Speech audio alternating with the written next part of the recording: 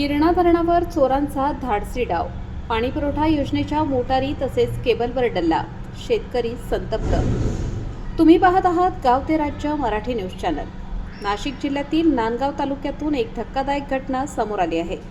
गिरणा धरणावरील पाणीपुरवठा योजनेच्या मोटारी तसेच केबलवर अज्ञात चोरट्यांनी हात साफ केल्याने परिसरातील शेतकऱ्यांमध्ये तीव्र संतापाची लाट उसळली आहे. कळमद्री, जामधरी, मळगाव आणि साकोरा या गावातील अनेक शेतकरी गिरणा धरणातील मोटारीद्वारे शेतीसाठी पाणी पुरवठा घेतात.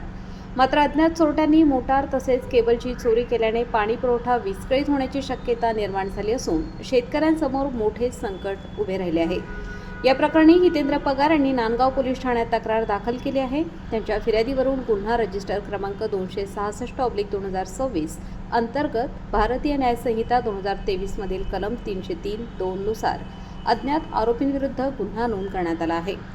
कळमद्री येथील माजी सरपंच मनोज पगार, आबासाहेब पगार, सुनील पगार, नाना पगार, संदीप पगार यांच्यासह ग्रामस्थ मोठ्या प्रमाणात उपस्थित होते. पुढील तपास नांदगाव पोलीस करीत आहेत. गाव ते राज्य मराठी न्यूज चॅनल. संपादक विजय धामणे, नांदगाव, नाशिक. मी सुनील बाळासाहेब सूर्यवंशी, कळमदरी येथील शेतकरी. गिरणा जलसायातून कळमदरी व मळगाव येथील लिप इरिगेशन सर्व आम्ही 300-400 शेतकऱ्यांनी केलेले असताना आमच्या गेल्या महिन्याभरात विद्युत केबल 4 वेळेस चोरी झाल्या.